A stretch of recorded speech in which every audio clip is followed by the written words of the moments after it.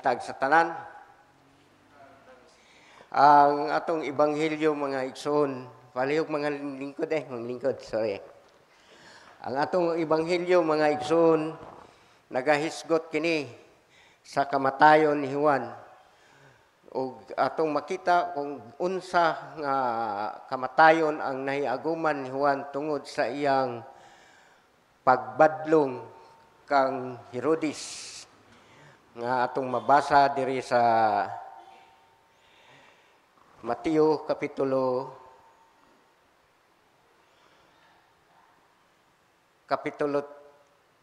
3. Naigon diri. Si Herodes nga mo'y nagmando sa Galilea, sige sultihan ni Juan nga dili matarong ang mga asawa sa iyang igsuon, nga si Felipe. So, hato pa ni mga igsuon nga ang asawa ni Felipe nga iyang igsuon, iyang gipangasawa. Murag sa ato pan iyang giilog ang asawa sa iyang igsuon. Usa nasuko ang hari tungod sa pagbadlong. Dili lang kaisara gibadlong ni Juan si Herodes. Kay nagaingon diri nagsigig sulti si Juan nga dili matarong nga mangasawa si Herodes sa iyang asawa sa iyang igsuon. Atong mabasa diri sa Mateo Kapitulo 3 ngadto sa 5 mga igsuon. Si Herodes mo ang nagsugo nga dakpon si Juan og gapuson og prisuhon. Gibuhat niya kini tungod kang Herodias nga asawa sa iyang igsuon nga si Felipe. Kay si Juan magbubunyag nagsigi manggug sulti nga dili matarong ang nga mga asawa kang Herodias. So gibadlong si Herodes nga dili matarong ang iyang gibuhat nga ang asawa sa iyang igsoon, iyang pangasawon. Subalo murag giilog niya ba. So sa ato kang kinabuhi mga igsoon, kung kita nay gihimo sama ni ini ni Herodes, unya badlongon ta sa atong obispo, sa atong mga pari, dayon masuko ta kay gibadlong. Mingon dayon ta sa atong manghilabot man mo, ako maning kinabuhi. Bitaw, imong kinabuhi, pero naa ka sa Redeemer, nagsakop ka sa Redeemer. So, katungod gina sa mga obispo o pare o kami mga diakono nga mubadlong kay nag-iingon diya sa kuan nga kung ang usa ka makasasala mamatay unya wala pa himangnuhi sa obispo o pare o diakono, kami ang paninglan sa inyong kinabuhi kung mamatay kamo nga makasasala. So kung natay mga kaigsunan nga gihimo niining mga sama gihimo ni Herodes, Haring Herodes, sa nautunta nga ato silang badlungon kay lisod kayo mga igsoon nga ang usa ka pamilya mabungkag tungod lang sa usa ka butang nga gihimo dili maayo. Kay kung ang usa ka pamilya magbulag mga igsoon, ang magsuffer gayud ang mga anak. Mayo na itong lipay-lipay kay natay kauban nga lain, pero ang nagsuffer gayud ang atong mga anak sa mga igsoon. Kung ang atong binuhatan nga dili mayo, kung kita badlungon sa atong mga obispo, pare ug mga diakono, dili kita masuko. Ang uban masuko, mubiya na sa simbahan kay dili gusto badlungon sa mga igsoon. Hinaot nga ang pamilya nga naay mga panag-away kinahanglan nga Mapasapulo nga dili nato paabtan og buntag. Kung kamo mag-away karon nga gabi, ayaw ninyo pabuntagi kay isod na kung mabuntagan ang usa ka panag-away sa usa ka pamilya. Kay ang mag-suffer gayud ang mga anak. Kuha ko lang sample ang akong igsuon mga igso nga nagbulag sila ang ilang anak nga kamanghuran kapin pagtuig gibilin sa amo nya pagka alas 12 siguro to gigutom ya kaon ko wantay kanon kaon lagi ko ay nan sila nga ay saba kay ni wakwak usay gitubag sa bata kaon ko wakwak kaon na tungod mo na yung mga igsoon nga lisod gayo busa kung natay mga kaigsuunan nga naghimo nini ato silang badlongon bahalang masuko sila kay katungdanan na nato ang pagbadlong kay ingon Ginoo nga ang paninglan nga kung mamatay sila nga makasala ang paninglan kung wala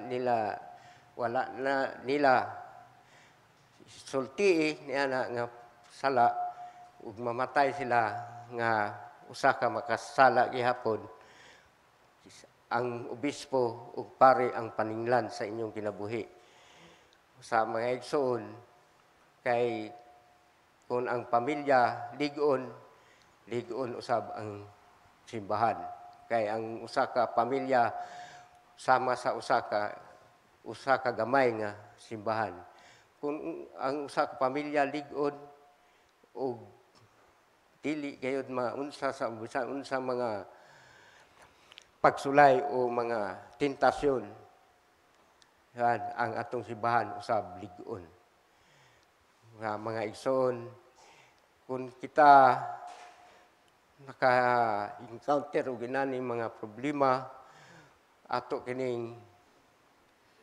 badlungon mga igsoon kay ang pamilya mao gyud ang usa ka gamay nga iglesia.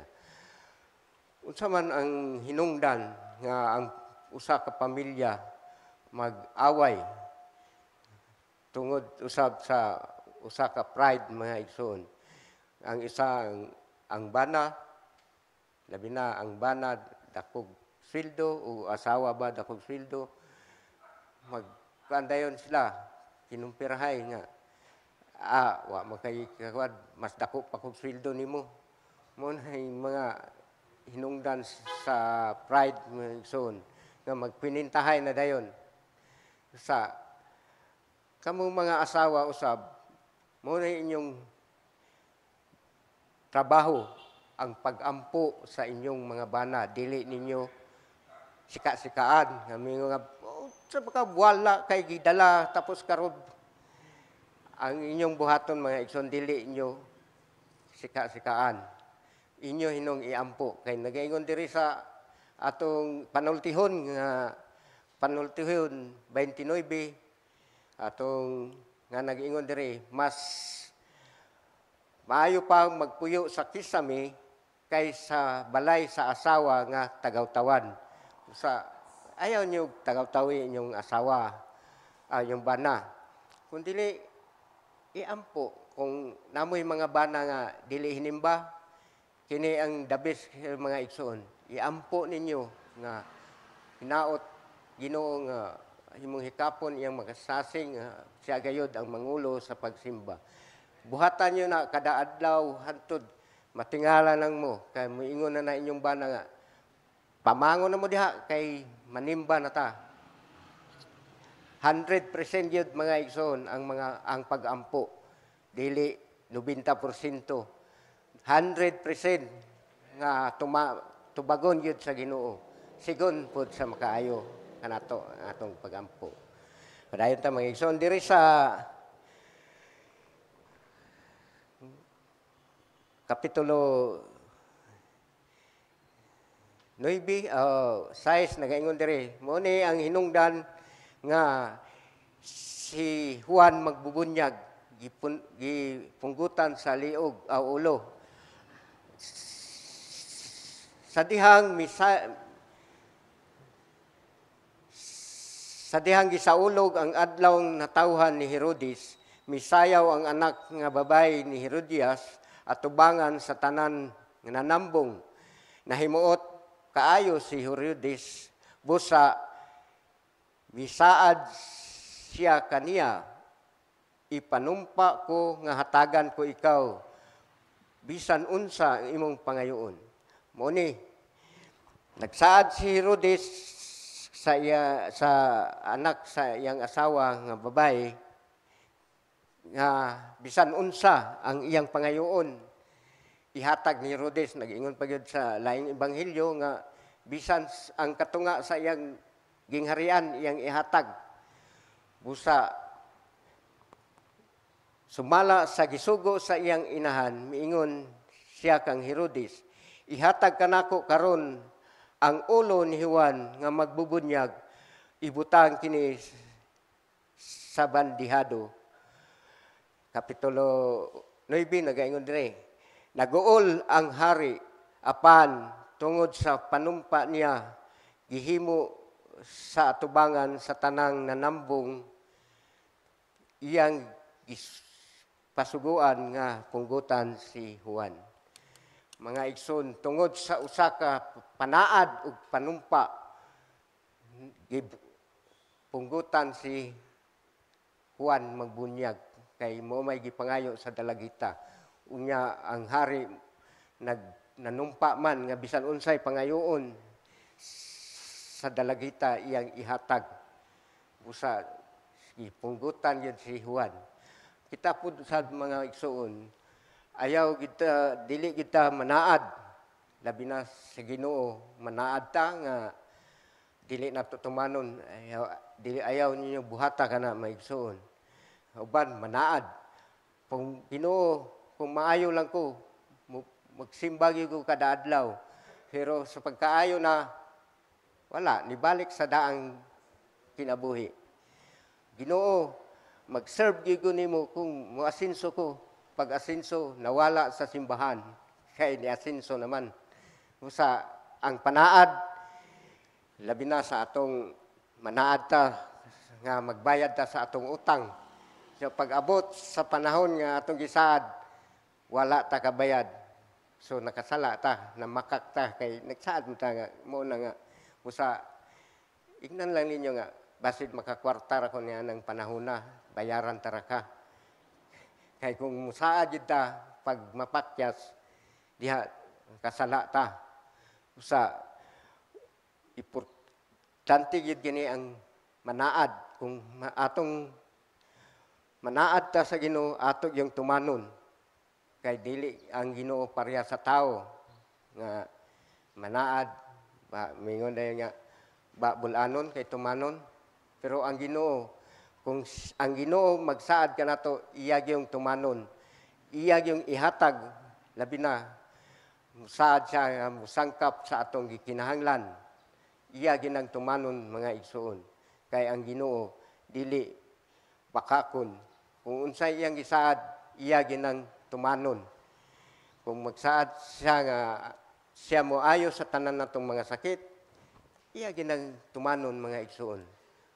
Kay ang saad sa Ginoo, dili yun pareha sa tao nga bulanon kay tumanon. Mao nga kung manaad ta, kinahanglan nga ato yung tumanon. Labi na sa Ginoo. Kung na atong saad sa Ginoo nga, Lord, serve you kanimo sa tibok na kong kinabuhi. Pero pag asenso na, Lord, bawi yun. Lord, kaya ni-asinso naman ko. Ayaw, mga igsoon. Kaya ang Ginoo, dili yun bakakon. Kung unsay iyang gisaad, iyagin ang tumanon. Kung magsaad sa kanatog panalangin, panalanginan yun niya. Kaya nagingon sa Jeremias nga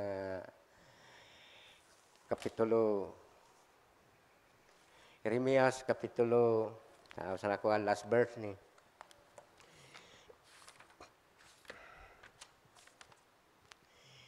Jeremias Kapitulo 17, versikulo 7. Panalanginan ko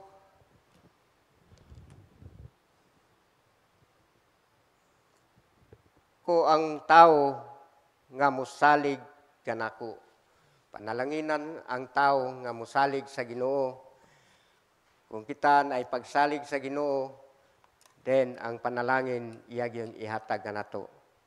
Kay dili gusto sa Ginoo nga iyang katawhan magkalisod-lisod.